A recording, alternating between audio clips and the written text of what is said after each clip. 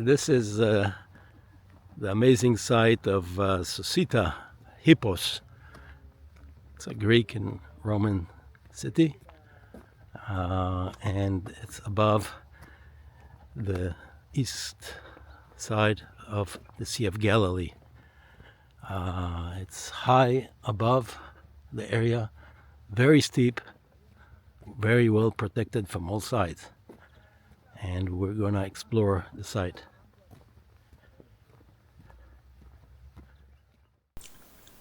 The road up to the site is very steep. It was until recently very damaged, but now it has been improved, and along the way is a view of the southern side of the Sea of Galilee. It's the entrance to the national park.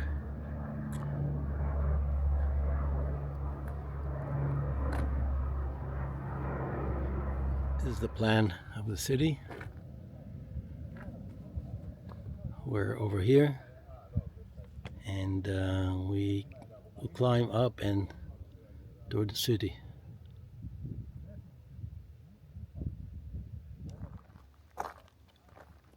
Along the entrance to the city are remains of magnificent tombs. This is the city of the dead, the necropolis, and there are some remains from that these structures. And there's two large structures, mausoleums, and the entrance.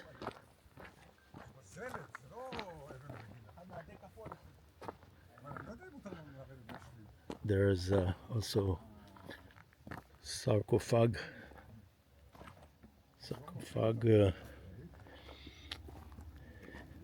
coffins. Sea of Galilee is seen in the back, and the city of Tiberias on the other side of the lake. And you can see how steep this hill is.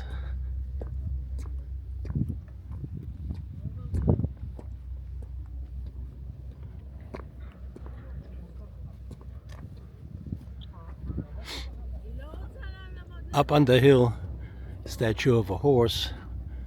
The city is named City of a Horse, Hippos.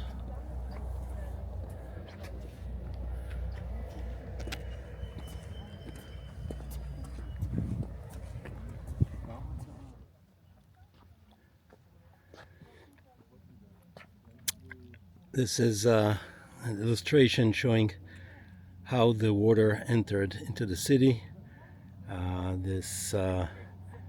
During the Roman period, they added and built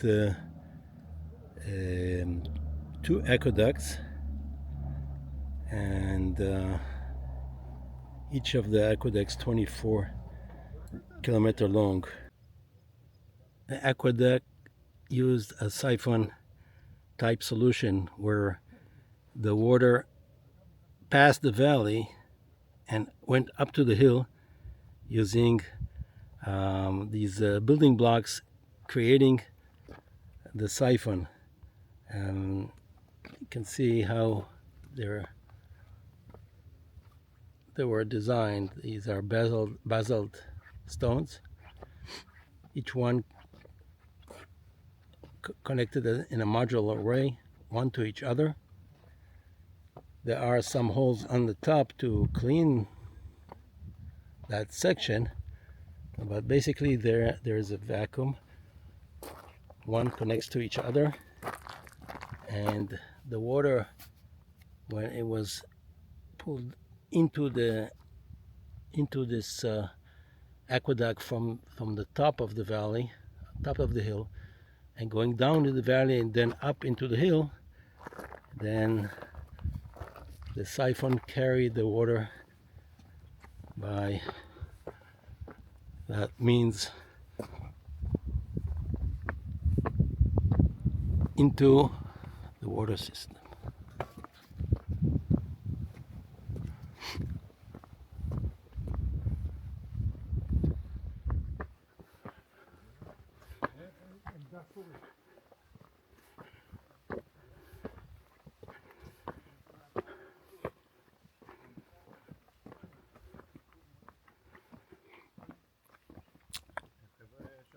These are ruins of the eastern city gate. You can see how massive it is.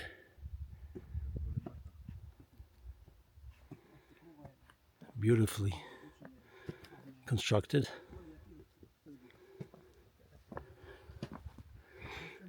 And here on the side, you can see part of the siphon bringing the waters of the aqueduct into the city.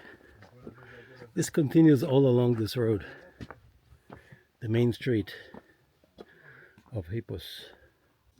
A main street crossed the Sussita, the Cumanus Maximus. This was a colonnaded street that ran east to west along 550 meters.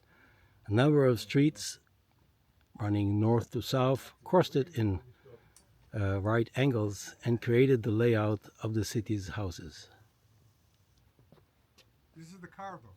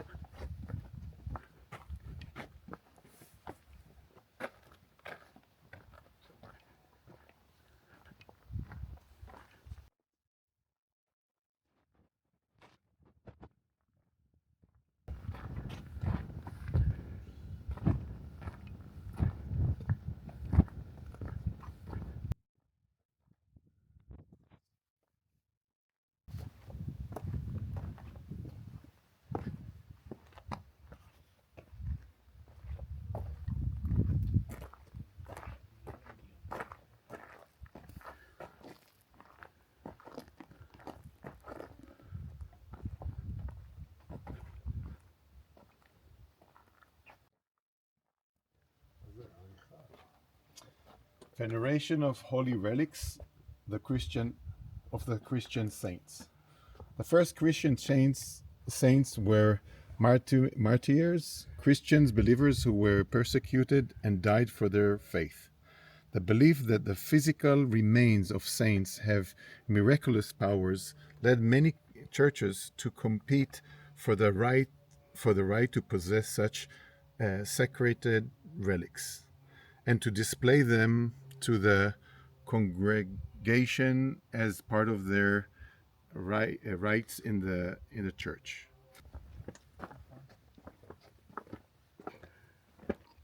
Look at this.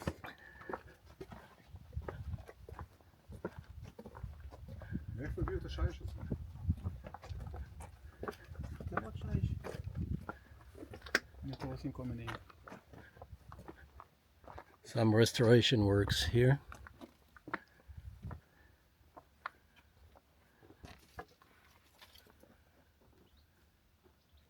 steps going to the second floor.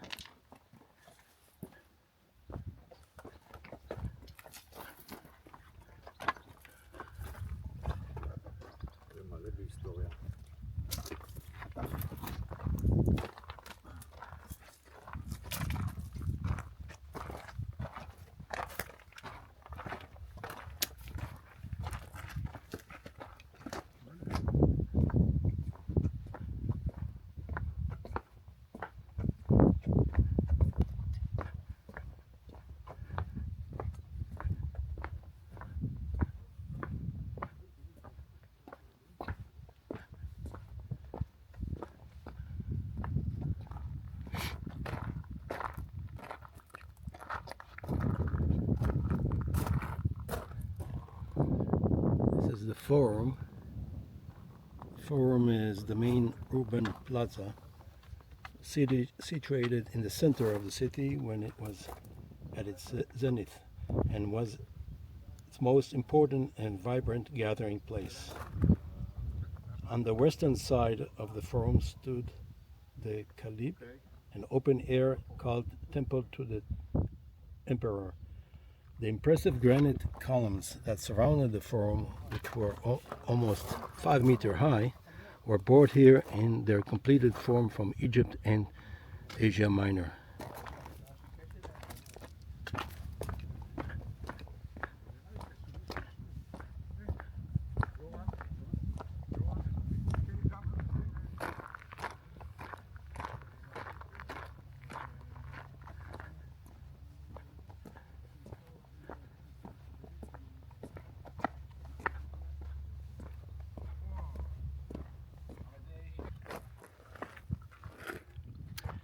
The basilica, which was usually the largest roofed building in the Roman cityscape, was always built next to the Forum and was used for public purposes such as commerce, money changing, guild meetings, and legal proceedings. The basilica consisted of a large main hall surrounded by 4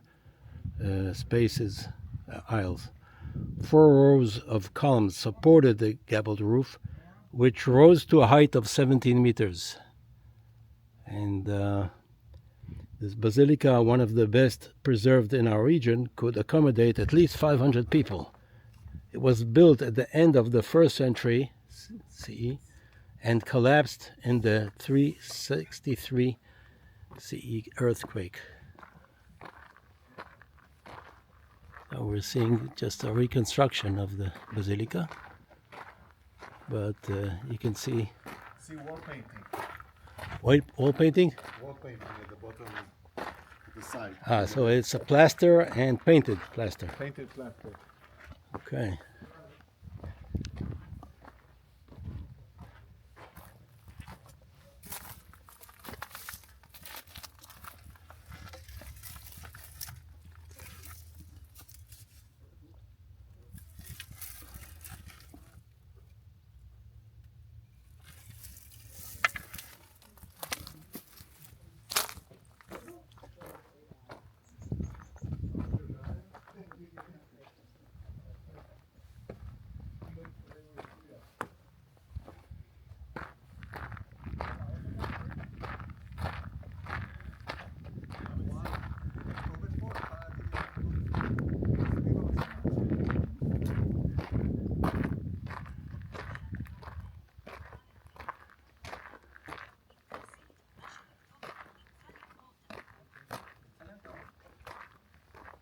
There is something wrote on the stone.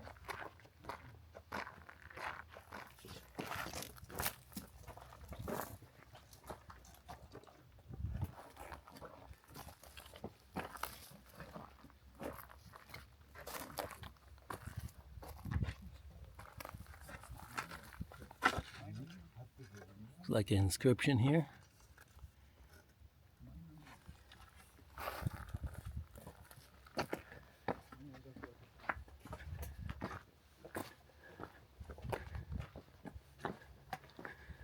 It's an impressive structure.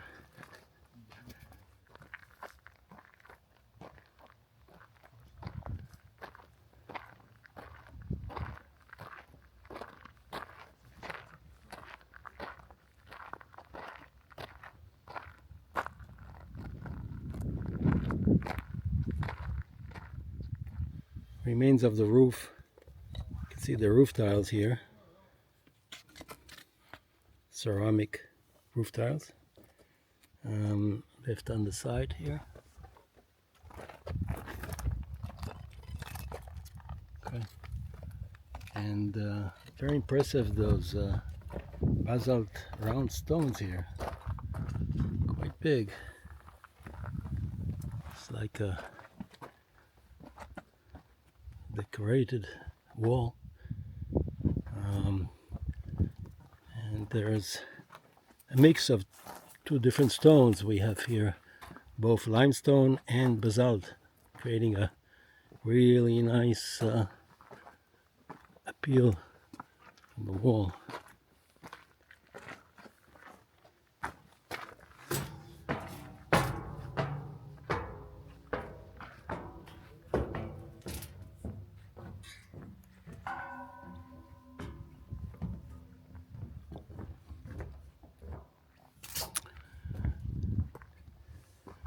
Those round cylinders are also in limestone, and they decorate this wall from this side as well.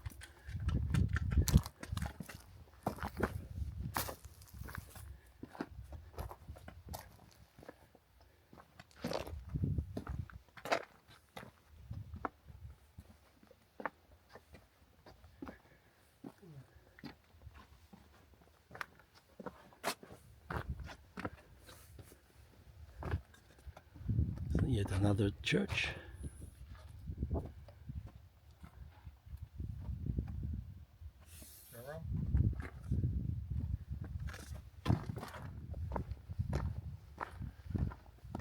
We're on the northwestern edge of the city, overlooking the Sea of Galilee.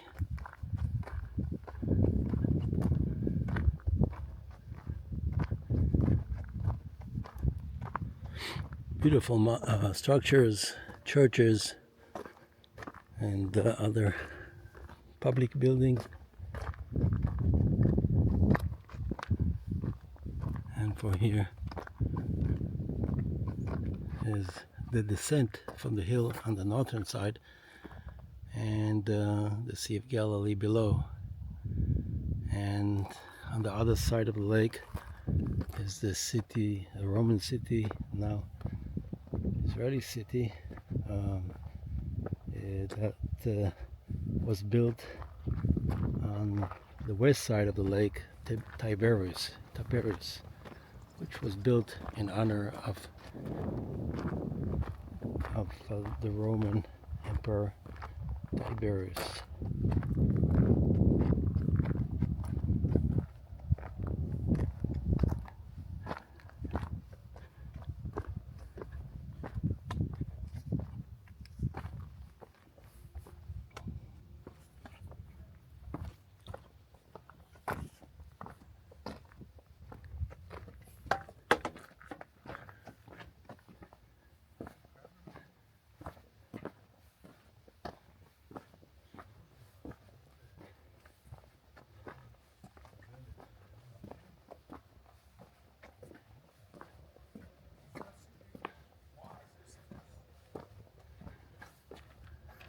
Another beautiful Byzantine church. And a mosaic floor with geometric patterns.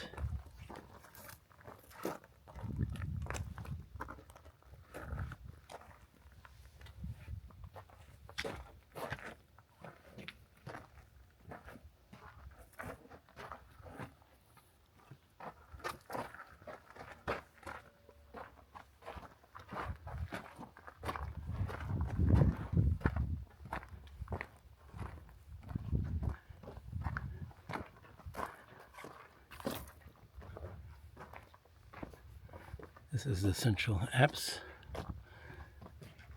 and there's yet another one on the south side.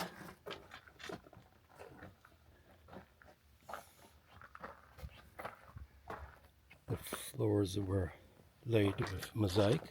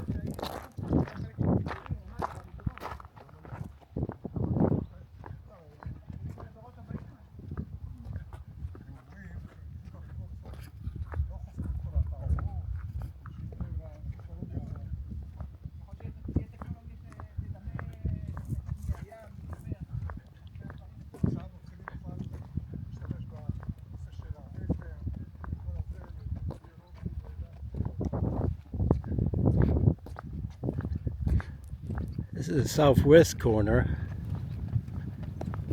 of Sussita, and below is the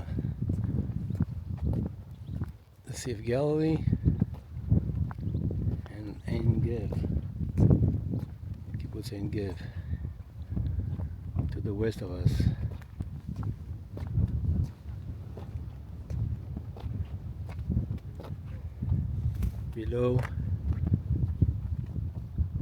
Below us are remains of a bathhouse that was built on the foundations of a bastion, a Roman defensive position built on the edge of the southern cliff to protect the city from assault.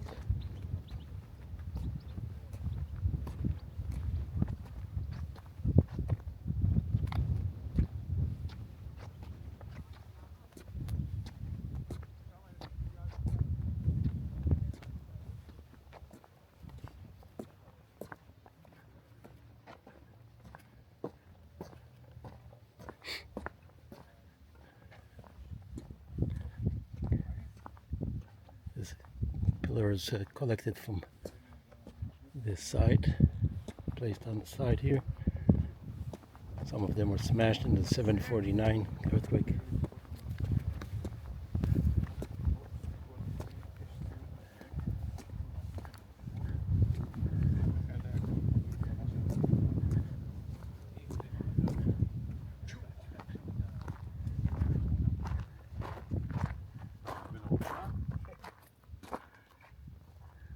It's a large cistern here, reservoir.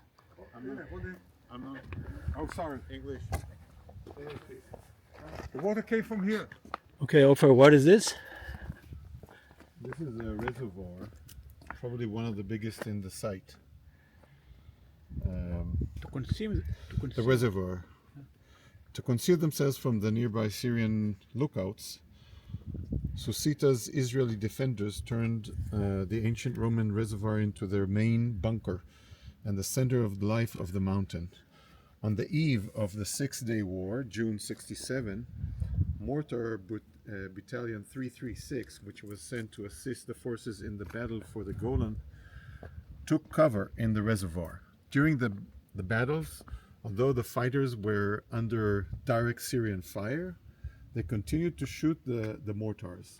3 of the battalion's fighters received a citation of their heroic actions during the battle. It's very impressive. This is the Odeon. Read on the audio. Odeon. Yeah, please. Odeon. As far back as ancient Greece, the theater played an important religious and cultural role, which was presented by its successor, the Roman Empire. This Odeon, a small roofed theater-like building that could hold up to 400 spectators, was the place where the inhabitants of the Roman city came to watch high-quality performances or listen to poetry readings. It may also have served as the Bouletarion meeting place of their city council.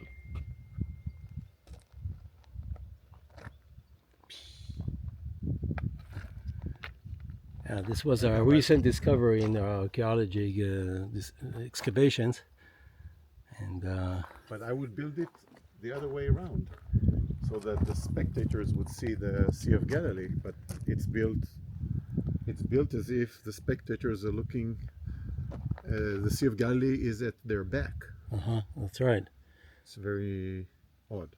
Maybe because of the acoustics. Maybe. They could take advantage of the steep wall here, natural steep wall, to create A good. a good theater, like in Sipori, for example. Sipori.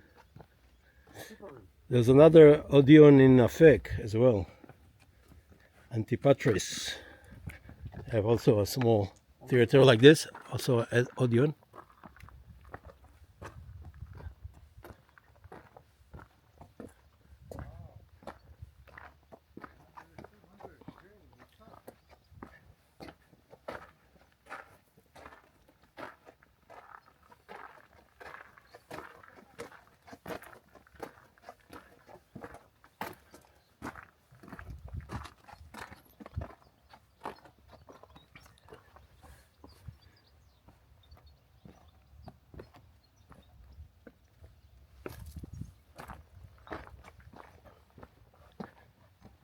has a semicircle type of plan.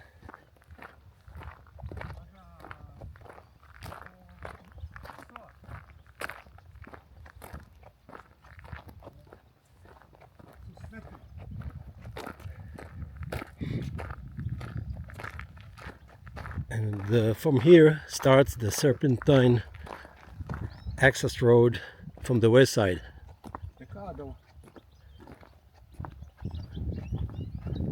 And here. Start here.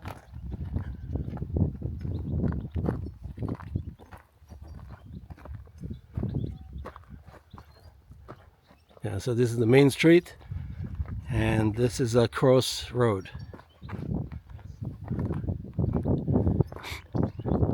Behind on the hill are remains of residential houses. So most of the area in the center are all public structures, and city residents lived mainly on this area and around the hill.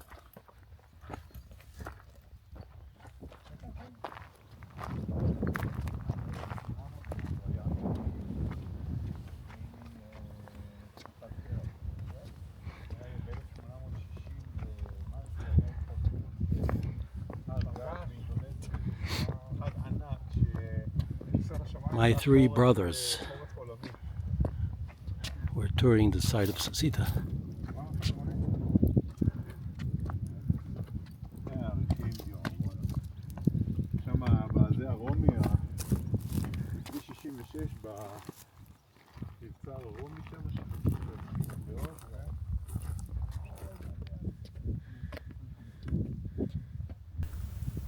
And that's me recording this tour on Sussita.